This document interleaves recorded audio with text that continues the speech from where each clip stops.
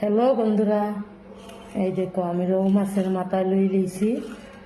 রৌ মাছের মাথা দিয়া তার বাদে এখানে টমেটো কাটিয়া লই লিছি। টমেটো দিয়া বানাইমু, কোনো পেঁয়াজ লই লিয়েছি। এই দেখো গাইস, আজকের আইটেম রৌ মাছের মাথা দিয়া টমেটো দিয়া বানাইমু আমি। ভিডিও দেখিও, ভালো লাগলে শেয়ার লাইক করিও, কমেন্ট করিও তোমরা কাছে কেমন লাগে আমার ভিডিওটা। দেখো আমি এখানে আগুন ধরাইলাম, লোয়ারি বসাই দিছি।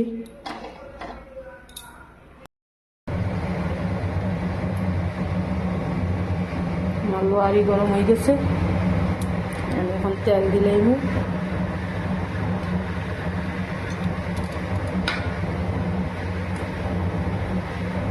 দিলাইমু পেঁয়াজ,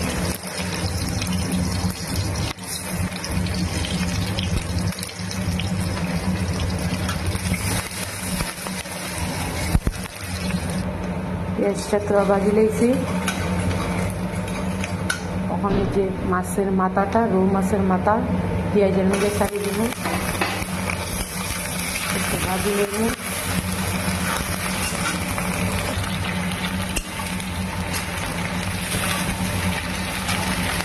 পেঁয়াজ ভাজাটাও দিব, মাছের মাথাটাও একটু ভাজি নেব, সাথে মিলাইয়া।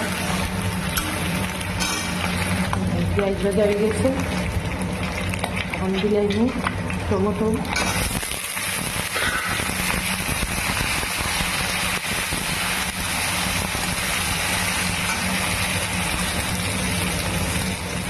তার বাদে দিলাইব হলুদের গুঁড়া,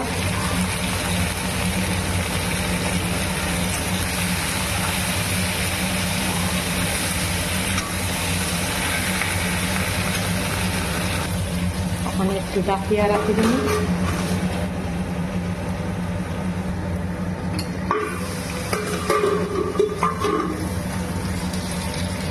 ডাকিয়া রাখি দিচ্ছি, লাগিয়ে দেখি কীরকম হয়েছে কালারটা।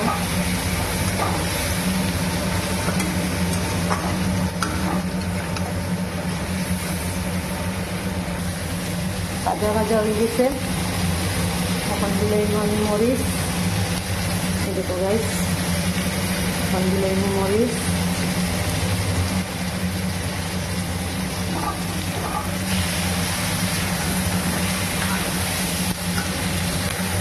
মরিচটা একটু ভাজি নেব।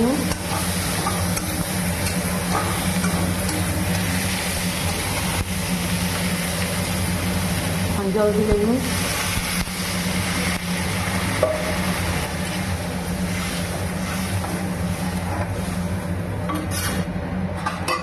ডাকনা দিলেই সিদ্ধ হয়েছি, ডাকনা উঠাই দিলাম।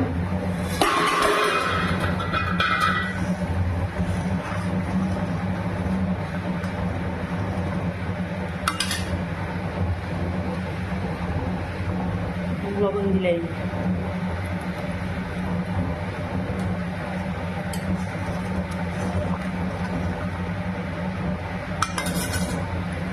ডাকিয়া দিলেই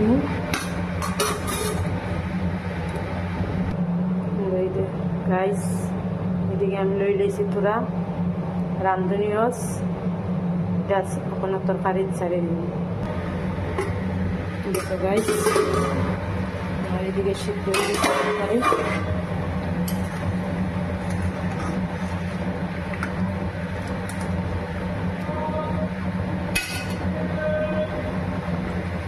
লই লইছি আমি রান্ধনি রস, ওটা ছাড়িয়ে দিব। ছাড়িয়ে আবার একটু ঢাকনা দিয়ে রাখি দিব। এই দেখো গাইস, অনেক ঢাকনাটা উঠাই নিব। তরকারি হয়ে গেছে,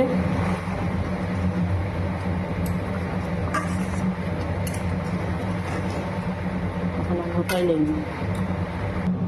এই দেখো গাইস, আমার তরকারি রান্না কমপ্লিট হয়ে গেছে। টমেটো দিয়া রৌ মাছের মাথা দিয়া বানাইছি।